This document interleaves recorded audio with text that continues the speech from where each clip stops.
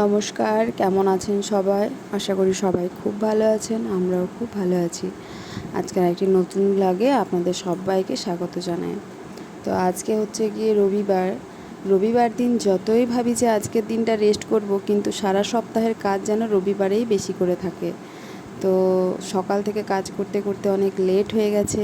তো এখন আমি রান্নার দিকে চলে এসেছি। আর এখন এখানে রাইস কুকারে ভাত বসিয়ে দিয়েছি। আমি বলছিলাম না ভাতটা আমি রাইস কুকারেই করি, তো যেটা খারাপ ছিল এখন আমি সারিয়ে এনেছি।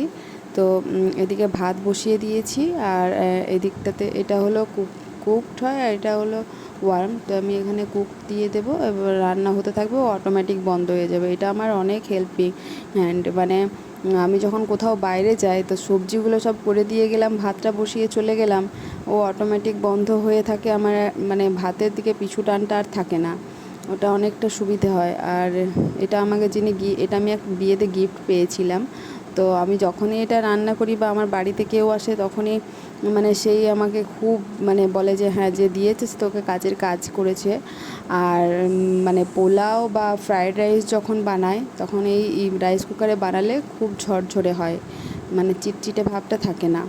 আর ফ্রিজে দেখলাম যে অনেক কিছু সবজি আছে, কি করব বুঝতে পারছিলাম না। তো করলা ভাজা করব, আর ভেন্ডি সবজি করব, একটু কুমড়ো করব। ওই আজ তো নিরামিষ, তো সেই জন্য নিরামিষ রান্নাই করব। এদিকে আমি ভেন্ডিটা ভাজা করতে মানে দিয়ে দিয়েছি। হালকা করে ভেজে আগে নিয়ে নুন হলুদ দিয়ে ভেজে রেখে দেবো, তারপর সবজিটা বানাবো। তো ঢাকা দিয়ে দিয়ে ভাজলে কী হয়, ভেতর পর্যন্ত সেদ্ধ হয়ে যায় আগেই, সেটা তো জানেনই।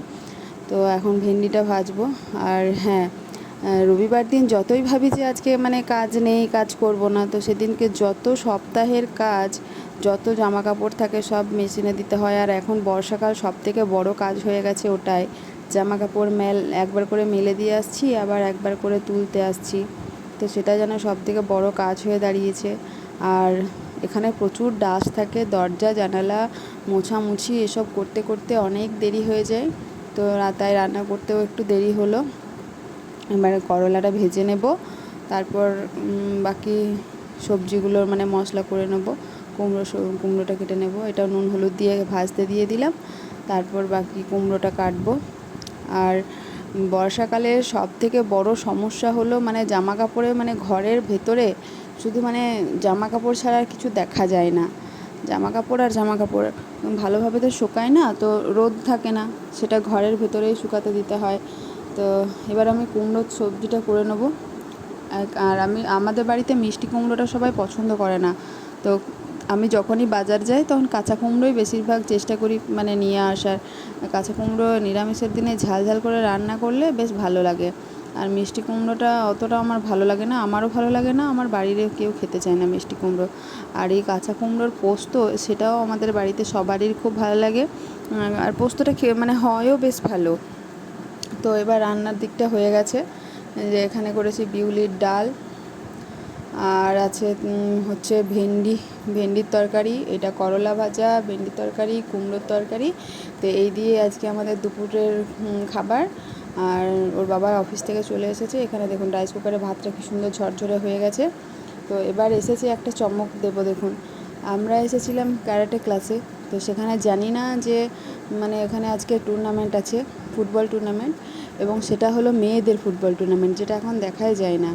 এরা সবাই ওয়েট করছে গ্রাউন্ডটা কখন ফাঁকা হবে, কিন্তু এই তো খেলা শুরু হলো, মনে হচ্ছে না যে আজ আর ফাঁকা হবে। দেখুন কত লোক খেলা দেখতে এসেছে।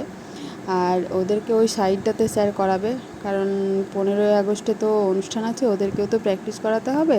তো স্যারেরও জানা ছিল না, এখানে এতক্ষণ হচ্ছিল ছেলেদের ফুটবল, তারপর ওদেরটা মানে কিছুটা বিরতি দেওয়ার পর এখানে দুদল মহিলা ফুটবলাররা নেমেছে। তো দেখতে ভীষণ ভালো লাগছে, আমার সত্যি মনটা খুশি হয়ে গেল। মানে যখন আমাদের মতো মেয়েরা কিছু করে, সেটা নিজে না পারলেও অন্যকে দেখেও মানে বুকের ভেতরে যেন সত্যিই গর্ব অনুভব হয়। আমাদের সময়টাতে যদি মানে মা বাবারা একটু চেষ্টা করতো, হয়তো মানে আমাদের মধ্যে অনেকেরই ভেতরে সেই সুপ্ত বাসনা, ইচ্ছে বা মানে সেই স্পোর্টস মেন্টালিটিটা ছিল, হয়তো অনেক দূর এগোতে পারতাম। কিন্তু তখন মা বাবারা এতটাও করে ভাবতেন না। আর এখন যেভাবে মেয়েদের স্বাধীনতাটা মানে ঘরে ঘরে পেয়েছে, আমাদের সময়টাতে সেই জিনিসটা তো পাইনি, তাই সেই জিনিসগুলো ভীষণভাবে মানে মিস করি। এখন কাউকে দেখলে সেটা ভালো লাগে যে হ্যাঁ ও কেউ তো করছে, কিছু করছে। তো আজকে এটা আমার উপরি পাওনা হয়ে গেল। আমার দেখতে ভীষণই ভালো লাগছিলো, ওরা প্র্যাকটিস করছে, নামছে, কী সুন্দর একটা একদমই বাচ্চা মেয়ে ছিল, ওকে দেখতে আরও বেশি ভালো লাগছিলো, কী সুন্দর ফুটবল খেলছে। আর ওই দিক দিয়ে দেখুন মানে যে পুরস্কারগুলি দেওয়া হবে সেই পুরস্কারগুলি হাতে নিয়ে মানে ঢাকিরা ঢাক বাজাতে বাজাতে পুরো গ্রাউন্ডটা ঘোরা হচ্ছে। তো কাপটা অনেক বড় দেখলাম, দুটো মানে যে মানে প্রাইজ দেওয়া হবে তো সেগুলো অনেক বড়, এবং যে কটা ঢাকি এসেছিলেন সেগুলো মানে ওইগুলোও মহিলা ঢাক বাজাচ্ছিলো, দেখতে খুবই ভালো লাগছিলো। তো আজকে বিকেলটা আমার বেশ ভালোই কাটলো এসব দেখতে দেখতে। আর এদিকে এরা সব জমায়েত হয়ে আছে, ভাবছে কি করবে। তো স্যার বলছে এরকম করলে তো ওরা শুধু খেলাই দেখবে, নিজেদের কিছু করবে না, আমাকে শুরু করতে হবে। আর শুরু করতে হবে হবে করে কি ওরাও কেউ শুরু করছে না সবাই। আর আমার ছেলে কি করেছে, ওখানে ঢাকের আওয়াজ শুনে ও ওখানে কোমর দুলিয়ে নাচতে শুরু করে দিয়েছে। তো স্যার এসে বলছে যে তুই নাচছিস কেন, দেখতে দেখতে ওর নাচতে ইচ্ছে করছে। সবাই তাই বলছে যে দেখো নাচতে ইচ্ছে করছে।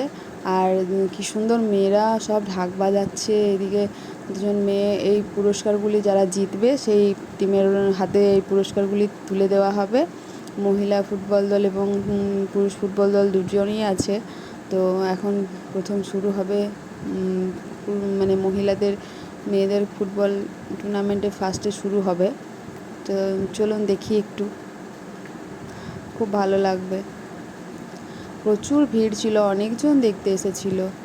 ওরা এখন দুটো টিমে নেমে গেছে, ওনাদের মানে ওদের কোচ সবাই নেমে একে অপরের সঙ্গে হাত মেলানো, গ্রাউন্ডে ঘোরা, সবাইকে এটা শুরু করলো। একটা সাদা দল আর একটা সবুজ দল। তো ওদের খেলা এখন চলতে থাকবে।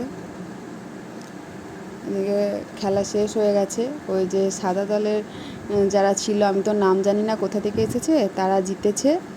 আর মানে ওরা 2টো গোল দিয়েছে। আর এদিকে গোল পোস্টটা খোলা হচ্ছে, যে ছেলেগুলো ছিল তারা সব খুলছে, খেলা হয়ে গেল। তখন ওর ক্যারাটে স্যার ওদেরকে এখন প্র্যাকটিস করাচ্ছে। আর এদিকে সন্ধেও নেমে আসছে, গ্রাউন্ডটা আস্তে আস্তে ফাঁকা হয়ে গেল। আর ওইদিকে মানে প্রাইজ ডিস্ট্রিবিউট হচ্ছে, সবাই ওই দিকটাতে জমায়েত হয়ে আছে। আমার আজকের ভিডিওটি যদি আপনাদের ভালো লেগে থাকে তাহলে প্লিজ সাবস্ক্রাইব করে আমার পাশে থাকবেন। আজকের মতো